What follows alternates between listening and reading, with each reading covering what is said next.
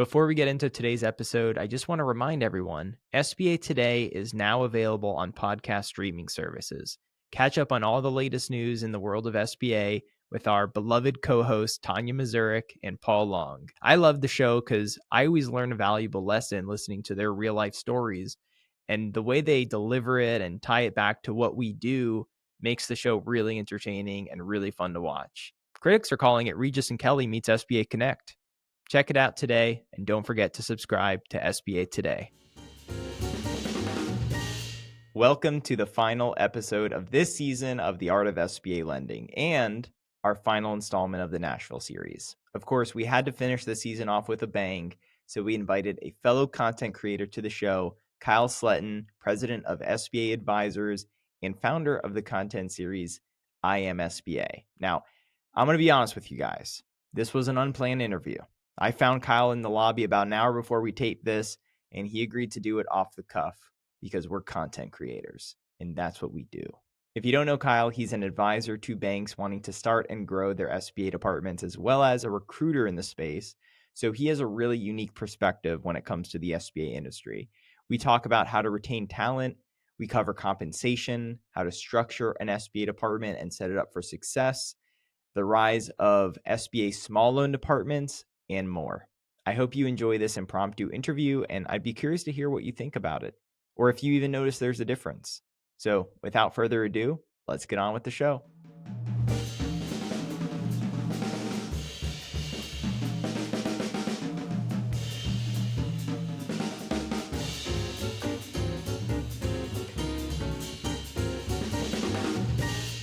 In 2020, the banking industry was forced to accelerate into the future, and now there's more innovation than ever before. And many of my colleagues are embracing these tools, and they're winning. But the banks that are slow to adapt, well, frankly, I'm concerned. Here's an example. Bank A uses Lumos and has over 1 billion data points at their fingertips that allow them to, within seconds, access all this data. Local economic data, industry insights, even a predicted expected loss. And Bank B, well, their underwriter spends hours Googling it. Which bank do you think is going to be winning 5 years from now? Guys, we can finally make credit decisions using actual data. Let Lumos take your small business lending to the next level with cutting-edge analytics by going to lumosdata.com and scheduling your demo today. Yeah. No, I get it. Like when our film crew and our sound guy has to be like very specific in the placement and all the things. So yeah, I get it. Exactly. So yeah. Take some time. So are we going to do the here, move the mic a little bit here. Okay. It's a little loose, but that's good. Is that good? Yeah. Okay. I like how delicate you are with it. That's perfect. Well, again, again, working with our crew, it's like, just gotta be very careful with the equipment and like, so there's a sensitivity there. I broke it. Yeah. So are we going to do this I Am SBA style or Art of SBA style? Art of SBA style. No, it's your platform, man. Okay, good. Yeah. So then I'd have to kick you out after 3 minutes. Yeah. No. Yeah. No, you're good, brother. Yeah. Love it, man. I found you out in the lobby and, and you were like, yeah, we'll do it. So yeah, this is kind of a little bit impromptu. Yeah. So normally I prepare a little bit, but this is going to be totally off the cuff. So audience, let me know what you think about this new format. There we go. On our way. What I want to ask you. So let's talk about the content stuff you've been doing. How did that all come together? Yeah, it's a really good question. So, I think for me, where it all started was I wanted to be a voice and I wanted there to be a platform out there for vendors in the industry. As we're exhibiting at all these conferences, we all know each other, we all see each other. And obviously you've been doing a great job bringing a spotlight to different areas of the industry. And I was just kind of thinking like, who's out there talking about the vendors? Like who's out there being a voice for them and who's bringing awareness to this side of the industry that obviously has a big impact on it. So where do we go from there? So that's really kind of how the whole concept started. And then, it just kind of morphed into getting all corners of the industry, in a space and putting them in a chair and talking about their stories and how, that led them to be the impact that they are in the industry today. So how do we bring that to a place of not only awareness, but use it as a mission point to grow the industry? I think part of the understanding and part of the vision and part of the mission of IMSBA is to not only get the stories out there, but really use it as a vessel to legitimately grow the industry as well. Like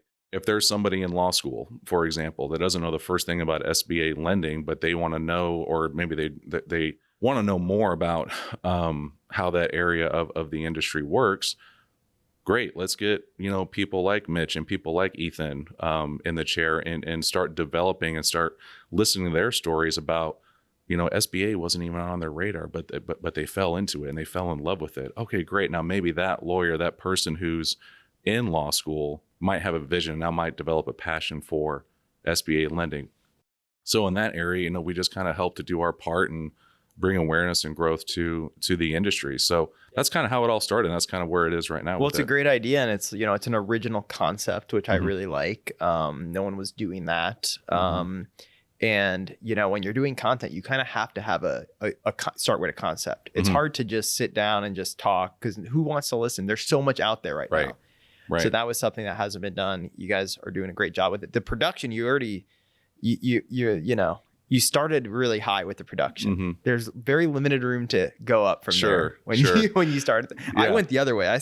I started with like myself editing my stuff and doing it and all, and then I grew into it. But you guys came out right out of the gate looking very sharp. Yeah, no, I appreciate that, and it's a huge credit to our film crew. It's a good friend of mine by the name of Brian Espinosa. He owns his own filming company called Noble Filming Corp. He comes from a background of working for a Christian media station called Right Now Media, and did a lot of videography work for them. And then he kind of felt like he needed to just go off on his own. And he and I went to church together for several years. So that was kind of like an immediate connection. So when I approached him and said, hey, I have this idea about kind of how we want to bring more awareness to the industry, kind of be a sub-marketing, sub-branding for our company as well.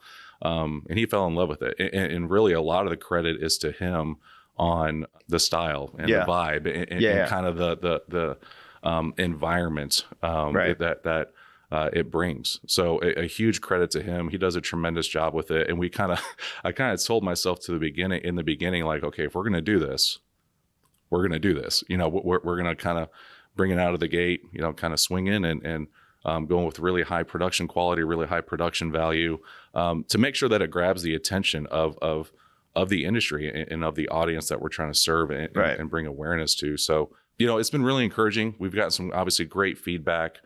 People are really enjoying it. It's been really encouraging to see it kind of turning into what it is right now. And we're going to start working on season 3 a little bit later this year. We got more videos to come out for season 2. And yeah, it's been great. Dude, it's been really encouraging. Content is so powerful if you 100%. Do it right. Yep. I love what you said about that, because I do it to like give back and grow the industry. It's been one of the best things I've ever done. This has been the funnest project ever. Yeah, well said. You feel like you're making an impact, helping put the spotlight on other stars in the industry, which I think is awesome. In fact, Lance Sexton, who was in the chair yesterday, and he says he tells his college students, he's an adjunct professor at a local college. So he tells and it's a class about SBA. Okay. And he tells them that you have to watch my podcast and Coleman Report. Yep. And we got to add IMSBA to the list as well. Oh, love it. And so more people are going to be seeing it, because, the content is out there. I mean, now if you search SBA in LinkedIn, I'm sure your stuff's going to come right up for people. That's the hope. Yeah, absolutely. And we've gained, a good number of followers on our LinkedIn page, which is great. And and we're trying to explore other areas as well, other social media platforms. Like, what could it look like on Instagram? Or obviously, we have a YouTube channel as well that we're still trying to bring more and more exposure to and awareness to. But obviously, LinkedIn with our industry, as you very well know, I mean, it's the medium, right? It's the one that everybody locks into. So, which is great. And again, it's been really encouraging to see everything. And obviously, you keep doing an amazing job with everything that you're putting out. So, it's just a time where I feel like the SBA industry is growing. It's doing great. And how do we keep bringing more awareness to what we do? Yeah, and it's also changing. And 100%. And we are seeing a ton of growth. Like, we're gaining followers on our LinkedIn page, but our YouTube channel is also gaining a lot of followers. Yeah, that's awesome. As the pool of talent gets younger, and obviously as a millennial, like YouTube is where I go to learn anything. So then more people are going to be going on that platform. And I mean, you and I are very early adopters of content, obviously in our it's 2024. Everyone knows content is king, and yet like there's like 4.5 people. Yeah. Actually, there's more. We're seeing more people come up with content now. It's so easy to make on your iPhone. I mean, if you could do it, it doesn't have to be the type of quality you're putting out. As long as the message is good too, and people can hear you, like the content can still be impactful. Yeah, absolutely. Absolutely. No, I completely agree with everything that you're saying. And again, I think it just kind of comes back down to getting more content out there. And again, it's something that was for a long time, was kind of an untapped area in terms of, trying to promote the industry, try to promote what we do in our industry, obviously as a part of the banking world and in the government space. And I'm super encouraged to what it's evolved into today, obviously with everything that you're doing with your podcast, which is awesome. I frequently tune in, obviously, when you're posting stuff and keeping tabs on it and getting a good and consistent and great message out there about our industry, and kind of doing our part with our concept and what we want to do to help facilitate the growth of that. So again, it's been super encouraging. We absolutely love doing it. And we hope to continue to do more and more going forward. I think I wouldn't say we're at the ground floor of video content, but like we're still early. Yeah. Like Madison and I have another company that we started last year. Madison's the executive producer here at the podcast. She's sitting right over there. Yeah. And we have a video content agency that just helps produce podcast, YouTube videos for other business thought leaders like you and me.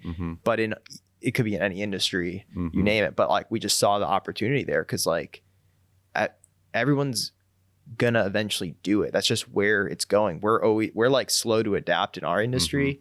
But if you look out in the real world, like there's YouTubers doing Super Bowl commercials now, and all the companies are trying to produce content kind of like influencers. There are influencers. It's a whole industry, and I think that part of it's still really untapped for our industry, except a lot of banks don't like it. Yeah.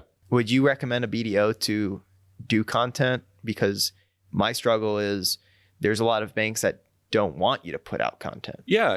I think at the end of the day, if the message is and the intent is and the mission is to not put any kind of bias on it or anything like that, then absolutely. I think there's certainly a space for BDOs to step into to create that kind of content. And look, and even for us, I mean, again, it's about bringing awareness to not just sales. It's about, we've had closers in the chair. We've had managers in the chair. We've had a wonderful valuation company, GCF, in the chair as well. So, I think ultimately, again, it just kind of comes back down to as long as the message is consistent, it's well-purposed, it's well-missioned, I think there certainly needs to be a space for that. It's interesting to say that too, because obviously, again, the feedback we've gotten has been super encouraging. And I can't tell you how many people have come up to us and said, like, this is exactly what the industry needs. Like, this is what we have wanted and wanted to see, So again, I think it just shows that there's been a longing and there's been a desire to have SBA driven content, like well done content to be put out there. And I think that's evident in the followers that have come on board, the responses that we've gotten. And again, it's just been really encouraging. So I think there's still more out there that's maybe untapped. We're hoping to continue to keep our message consistent and kind of our mission consistent. But, if there's other opportunities that kind of come our way and kind of ideas that come to us, like we want to be able to jump on that and to step in. And again, at the end of the day, it just comes back down to our passion for growing the industry. We're trying to do a little bit of a coining of the term, SBA Nation, like, kind of part of the mission of I Am SBA is that we just want there to be one area, one space, one platform where all areas of the SBA industry can have a platform, can have a voice. So, we're hoping to get several more people in the chair to learn more about what they do and how they do it. And again, it's been awesome to see the response, and we're looking forward to doing a whole lot more. Yeah, man, so, that's awesome. It's no secret that most entrepreneurs are busy, and getting them to focus on their underwriting checklist is a full-time job. So when it comes to the business plan, projections, and assumptions, I'm a huge proponent of bringing in an expert. Rapid Business Plans is a trusted partner to small business lenders and their borrowers. They make it easy for entrepreneurs to tell their story in a format bankers love. Their team goes the extra mile to ensure everything is done fast and done right. And they're all based here in the US with employees across 4 different time zones. They just completed an export business plan for one of my borrowers, and they were super happy. We got their CRE expansion loan approved, and now they can move forward in their business with a clear plan. Rapid also offers feasibility studies, which I highly recommend for any independent startup loan.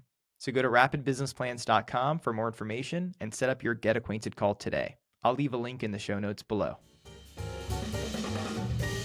I want to pivot the conversation a little to recruiting and stuff. Yeah. Which is your full-time job. Yeah, as 100%. Content creator is like a whole nother job. Yeah. Because I know how much work goes into all that. Mm-hmm. I just had a question. I was thinking, on the way over here, Mm-hmm. if you were going to hire a BDO, like if you were a bank, Mm-hmm. you were going to hire a BDO, like what would you be looking for? What would you be looking out for? Mm-hmm. So BDOs understand what they should be doing Mm-hmm. to just set themselves up to be really solid, valuable assets to an organization. Mm-hmm. No, great question. I think here's how I would initially answer that. You got to know what you're looking for in terms of that next step. Is it just about the credit box? Is it just about, having a better and or different compensation plan? Is it about having a more established back room? I mean, I think those are the 3 main factors. Like when we're talking to BDOs on the recruiting side of the table. Interesting. Credit box, process, and comp. And compensation. Yeah, 100%. Again, the demand is still so very high for BDOs in our industry that what we've kind of seen is, when you're kind of comparing apples to apples, it's one of those 3 factors that can kind of tip the scales for a BDO of like, oh, well, they have, their turn time is 30 to 60 days. Great. That's better than my shop that's doing, 6 months to 8 months, kind of a thing. So yeah, I hope that answers your question just in terms of, like what, if I were a bank, what we would be looking for. I think it comes back down to like, well, why are they really motivated to make a change? And let's start exploring those things that are usually, again, from what we've seen, are and can be deciding factors when they are looking at a new position. So that's been pretty evident from what we've seen. When banks are saying no to these BDOs over here, why are they saying no? What are the common reasons they're not wanting to hire them?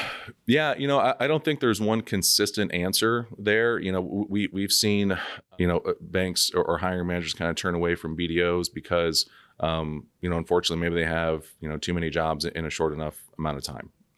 Job hoppers. Yeah. And it's a situation where, at least in that case, just to kind of speak into that's not always a bad thing, quote unquote. Oftentimes in our industry that there's, I would say, reasoning or good reasoning. Depends on the story, really. Depends on the story, right? And that's why I tell people, this is something that we're passionate about as well in terms of kind of how we operate. Like that's one of the advantages of working with a recruiter. I put out a video about this not too long ago, is that, we get to tell your story.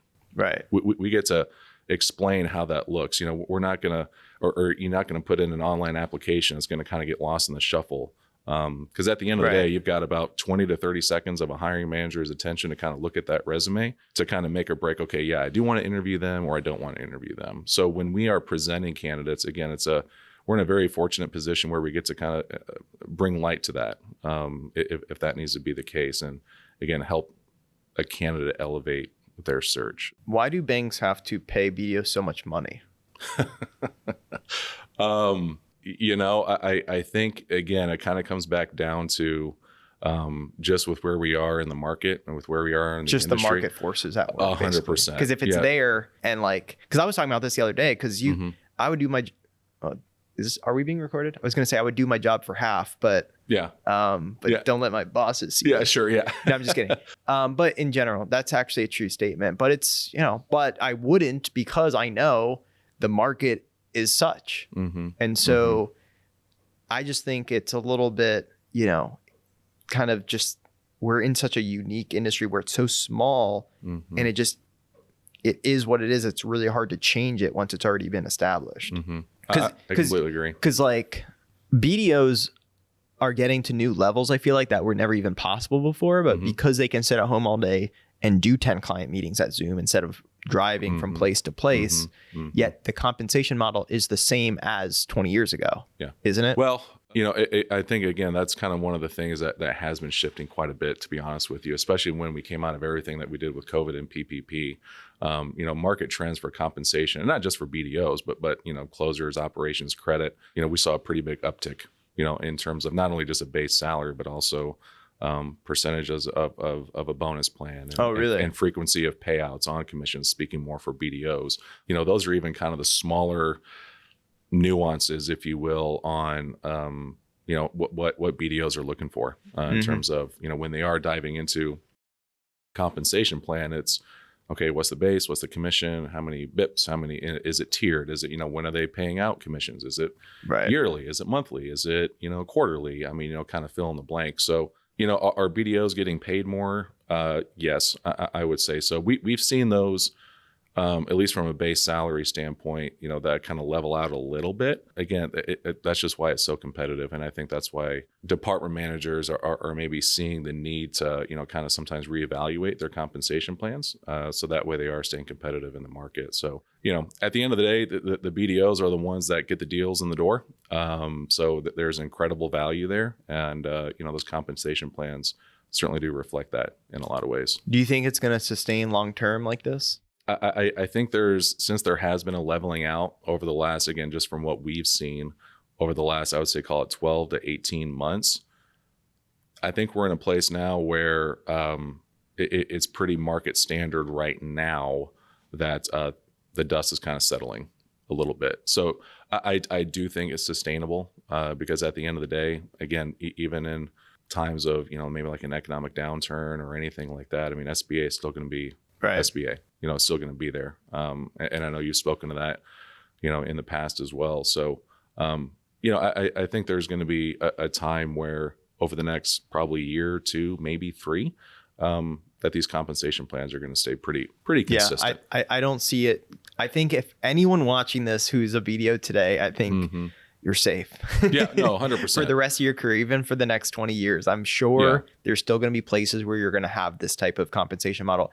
But I do think banks are going to look for ways to originate more profitable business because you have a lot of BDOs that are simply doing like what I do. I market nationwide. Anyone can do what I do.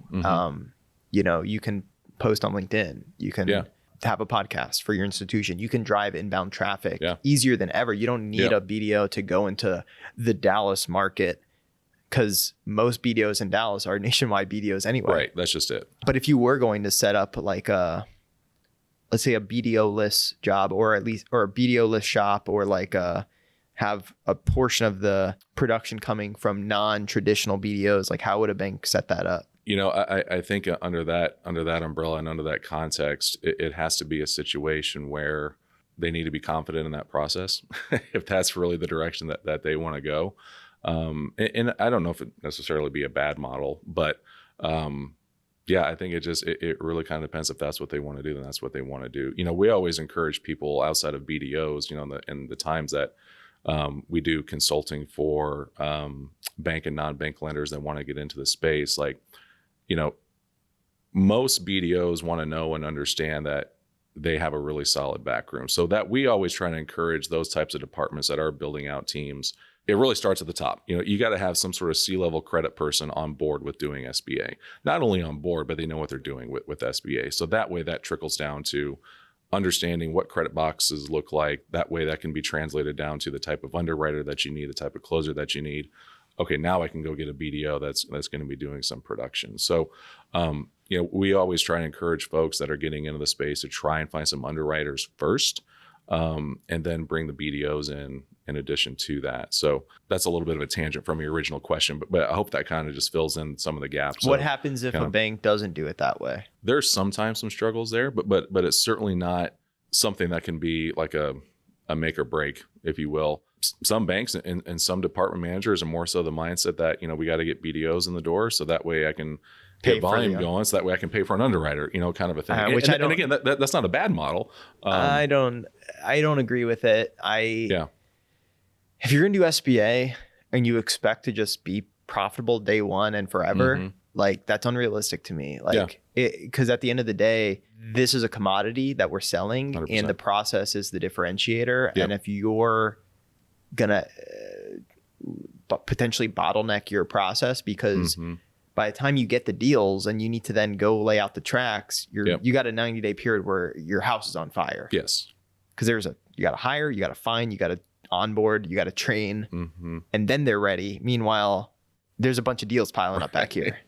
Right. And then you got unhappy borrowers, you got unhappy third parties that are, hey, where's my deal? How are we going to get this done? And, oh, you know what? I'm going to go take it elsewhere because, the shop can and then your reputation in 30 days. Yeah, 100%. In a small industry, it's very rough. I mean, but banks probably come to you that want to start up a lot, right? Yeah, quite a bit, honestly. Yeah. And we've been in a fortunate position. My partner, Tim Terry, who owned the company for 30 years, he was kind of one of the godfathers of kind of SBA recruiting and consulting. And he's still very much involved in doing exactly that. Not just recruiting and helping me out with that, but still being very involved with guiding, potential lenders that want to get into the SBA space, helping them do that.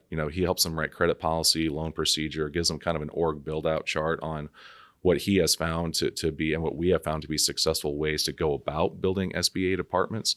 And it's not even just from like a starting from scratch standpoint as well. If a certain SBA department sometimes is just kind of, stagnant, they don't quite have the production, they don't know exactly, hey, like, what's the issue here? Like, what am I missing? Or like, what could I do better? Okay, great. Then Tim or and we can kind of step into that space as well and kind of give them that wisdom and kind of that foresight to know like what it's going to take to really kind of turn things around and really get things started. So what are the common pitfalls of that type of bank that is kind of struggling to take off? We always tell people, and unfortunately it can be just I don't say a black eye on the industry, but it can be a little bit of a deterrent in the industry. At the end of the day, you've got to have the highest person that's at the bank, whether that's the president, that's the CEO or board of directors, they have to be bought in on SBA lending. It starts from the top because then all of that trickles down to getting those managers in place for all the departments, for getting the BDOs in place, for getting the underwriters in place, and just on its way down. What we have found where SBA departments oftentimes aren't sustainable, and unfortunately they have to shut down after a year or two, is in those instances where they want to do SBA lending. The premiums looked really good on the bottom line and all the things, but they didn't know how to do it well. And being well, not only from like just a staffing standpoint, but even beyond that, understanding that your SBA credit box has to be different from your conventional credit box. It's not going to fit into those parameters. Like it needs to be something separate. That's something we always encourage, folks that are trying to get into the space and lenders that are trying to get into the space. Like you really need to have a separate SBA credit policy.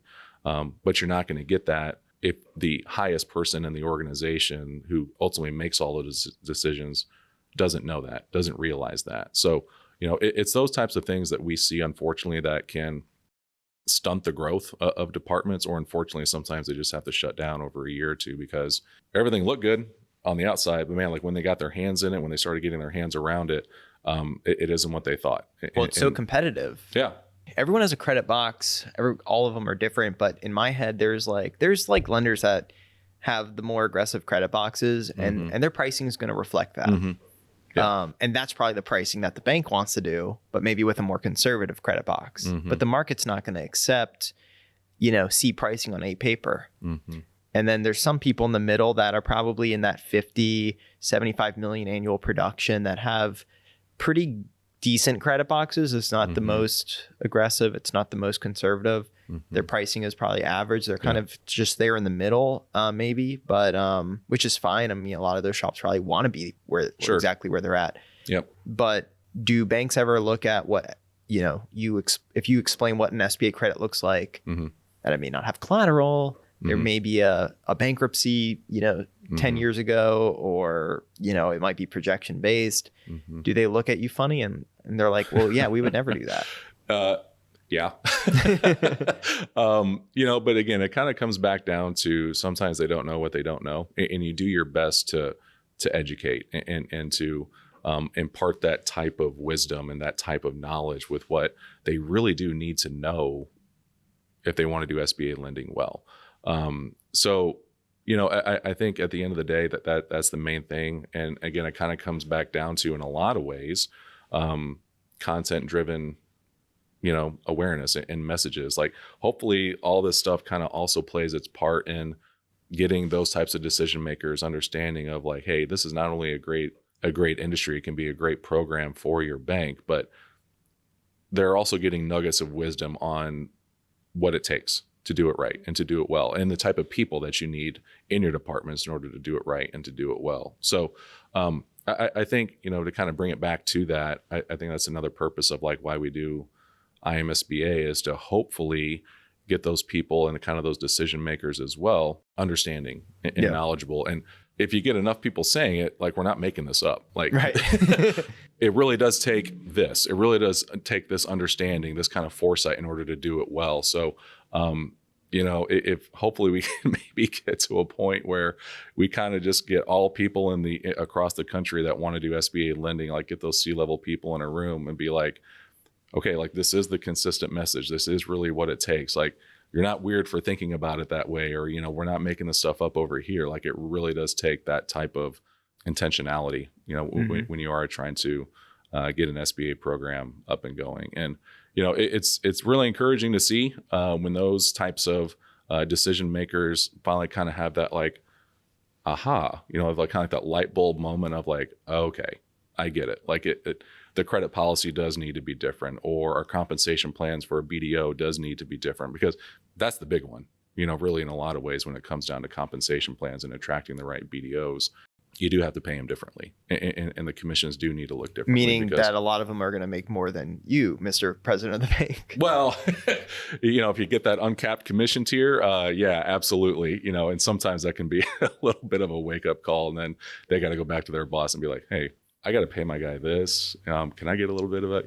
Something like that. But, that can sometimes be a part of it as well. So, again, at the end of the day, knowledge is power, like the old adage goes. And I think we're just uniquely positioned in our space in the industry, being recruiters, and now obviously building out IMSBA, where we get to step into those places and hopefully be more and more of a voice for just that, bringing more awareness to the industry and hopefully having it do its part to build it out. Mm-hmm. Again, I keep going back to the example of like, how do we even build out like more vendor interest in SBA? Like, how can they get plugged in? How can they get more involved? And then how do we maybe get that person that, SBA is, on their radar in order to get involved in it? Because it's interesting, when you probably have heard this as well, like when we've gotten people in the chair and they get to tell their stories, several of them are like, I didn't even know what SBA was, but I'm glad I found it. Like, I kind of just fell into it. I kind of just fell into it. So like, well, what if we got to a point, and this is kind of another hope and maybe a vision for IMSBA, like what if we got to a point where that college graduate knew enough about the industry and how great of an industry it was, saying, I actually want to be purposely involved in SBA lending. Like, what if we got to a point where people just didn't have to fall into it?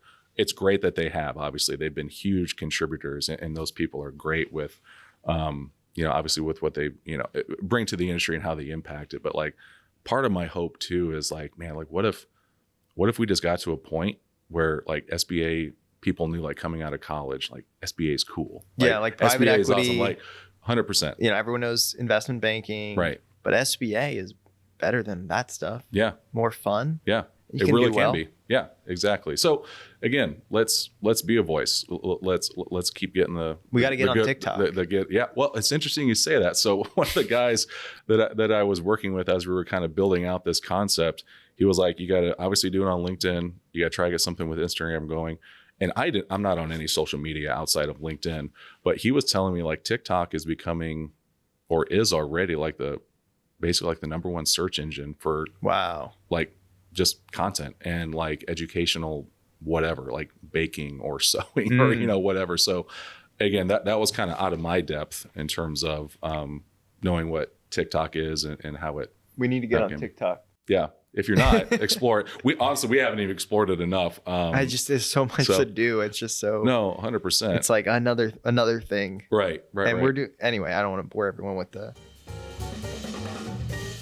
Are you getting any calls from shops that want to build out small loan program? Because that seems to be taking off these days. Like with the changes, raising the SBA small loan to 500,000, streamlining, et cetera, et cetera.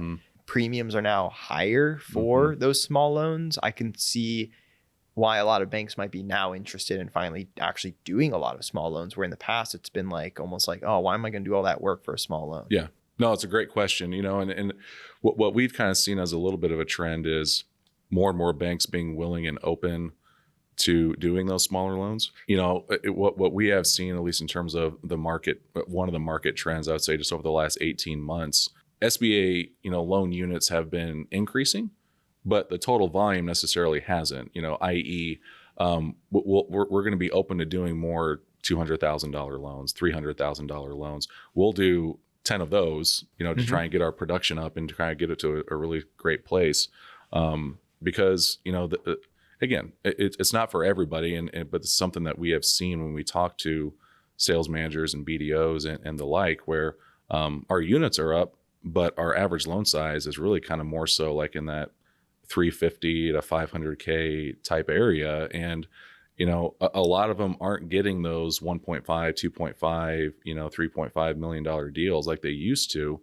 It just seems like borrowers right now just don't need those size of loans as much. And I think that's just been reflected in exactly that. Like units are up, but average loan size has been down a little bit. And that's not necessarily a bad thing. Again, at the end of the day, I hope everybody has the same, passion and commitment. Like we just want to get potential small business owners and those borrowers money in their pocket, that loan, so that way they can go drive their own small business. At the end of the day, it's going to obviously do everything, all the great things that it does for our economy. So, well, those small loans could be a good way to get some of that young talent in there. Agreed, 100%. I think that can be just a great jumping off point, a great stepping stone in order to get those people in. 100%. Yeah, I would agree. There's a topic that your colleague Tim said we should talk about a while back. Then I've been trying to track him down ever since. But he's been somewhere in the middle of the Caribbean, I think, which is retention. Yeah. What can we talk about? Like, what do you think of when I say the word retention? What's the first thing that comes to your head? Stability. So because shops, it's much less expensive to retain your talent. It can be, and I think on that note, we have had, again, just in our experience, it's been encouraging to see over the last several months that many of the openings that we get are growth openings, not necessarily like somebody left or somebody unfortunately got let go or there was a layoff or whatever. There aren't a lot of like backfill positions that we fill. Obviously, still out there, still needed. But it's encouraging to see as well that we see management positions become available, and we obviously help out in that area as well. But it's been really encouraging to see that groups have been promoting from within. So like we don't have to fill a manager role, but like when that person gets promoted to credit manager or closing manager, we get to kind of backfill that position for them and hopefully help that drive retention. I think at the end of the day, it comes back down to culture and how well you're taking care of your people. So that way they do want to stick around long enough for 3 to 5 years down the road that they can get that promotion. Because that they're invested in, that they're seen. So I would say that's been really encouraging to see from a retention standpoint. Those are the shops that we see have been very, very successful. But aren't you just putting people from one shop to another for the most part? Like very little of your placements are probably brand new people into the industry. It's pretty rare, in terms of that, but that's also not the request that we get either, right? Like, we are just still kind of in a space in a lot of ways of like, I need somebody with 5 years of experience that can hit the ground running. It's like, that's kind of the main thing that we see. And, I hope we can get back to a place, or not back to a place, but step into more of a space where we can see more departments slowing down and training and taking the time and having internship programs or whatever it might look like, in order to facilitate that. But, at the end of the day, they have a boss that they need to answer to, and that boss has a boss that they need to answer to about, driving production and getting in the door. So, it's pretty rare that we get that request, in terms of like, can I get a junior underwriter and I'll train them? They just need to have like 1 or 2 years of mortgage experience, and we'll kind of take care of the rest. awesome, but I'm not trying to talk myself out of a job, but they don't really need us for that either. Like if that's really the route that they want to go, they can usually just find that person on their own, which is great. We kind of specialize in those tougher positions to find, kind of a thing, because they can't always source them on their own, and we get it. And again, that's why we like to be in a place where we can, provide that service for them and provide them with the right people, find the right people for them. Side note, if I was going to start a recruiting firm, I think I would call it plug and play. Yeah. That's the other phrase you probably hear over and over. Plug and play. Plug and play. Plug and play. Yeah. Great alliteration going through. Yeah. Which I'm not. Don't worry. I'm not looking to start a recruiting firm. Although I've probably done 20 placements just for people calling me. Free of charge, of course. Yeah. I just got a call today. Hey, do you know any BDOs in Florida? Mm-hmm. Lots. I do, actually. Yeah, same. Okay, so back to retention. Like, company culture is something every division manager I've sat down with talks about culture. Yep. But if everyone has a good culture, then why are people leaving? Is it that the cultures are just different and the people aren't the right fits for the culture? Are there actually shops that don't focus? I can't imagine a shop that's not talking about culture. Oh, 100%.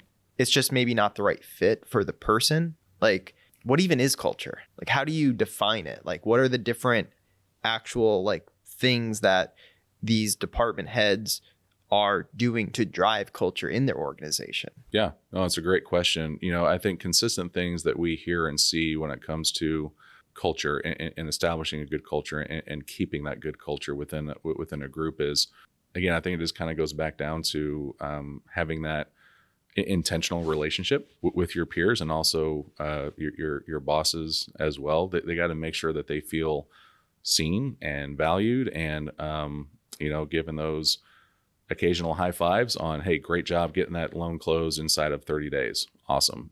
Kind of a thing where employees don't want to have to work necessarily 80 hours a week, white knuckling things for months and months and months on end. I mean, you talk about a culture killer. I mean, that's one of them. And a lot of what we see in terms of, when we get calls from people saying, hey, it's been a really great culture, but man, there just hasn't been any letting up on the whole, working 80 hours a week sort of a thing. And that's crazy. It's an unfortunate part of it, but that's just kind of how things. Well, it's driven by profit essentially, right? Yeah.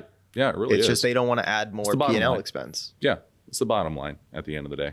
And so if you are prioritizing that over your people, that is where some shops may go wrong. It can kind of get upside down and, a little bit. And part of that also is with the wages going up and whatnot, it's okay, I have to pay these people more because the market forces are putting upward pressure on their wages. Yep. So I want more out of them. Right. Is there any of that as well? Yeah. I think there's a little bit of that element to it as well. We're going to pay you more, but we're going to require more out of you. It's not just based on, we're going to pay you more because you have X amount of years of experience, kind of a thing. So then do underwriters come to you and say, hey, I want to make this high number, insert high number here. Yeah. And I only want to work 40 hours a week. Are their expectations out of whack a little bit? Yes and no. And I think that's where we get to come in, since we do have a really good pulse on the industry, and just kind of educate them on, if that's kind of what they're seeing as what they would want of an ideal opportunity going forward.